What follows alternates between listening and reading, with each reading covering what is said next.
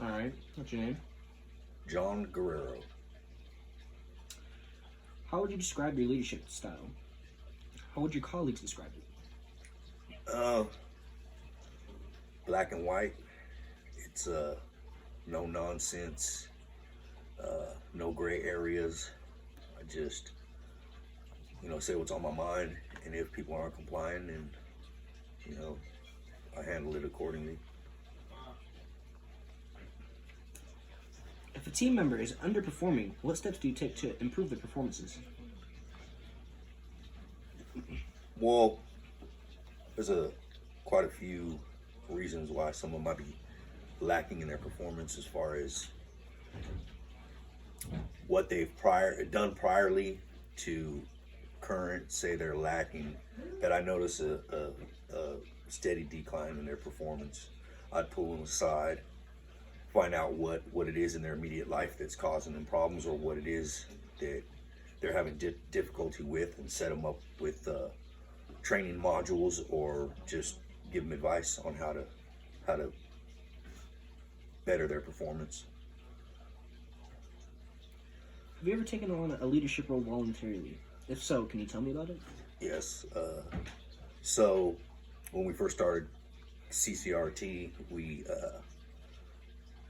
nobody on the team knew how to create forms, so I became the top form creator, and with that came certain policies I had to create. So I had to do a lot of digging, for information as far as how to complete a form, HIPAA policies, things like that. As far as office administration went, that's one of the areas I took charge of. And also peer support groups. I lead a peer support group, which is 5 or 6 addicts at once, just working with cognitive thinking for them, setting up life plans, goals for recovery. Can you describe a time when you led by example? Yeah, I do every day. Actually, I'm in charge of a team of 4 people.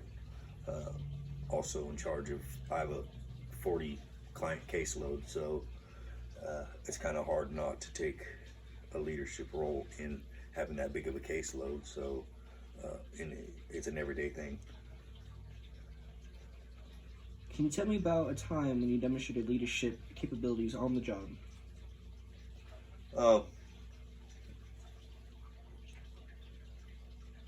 Well, a lot of people come to me for advice as far as the recovery aspect of my job, because I've been there and done that.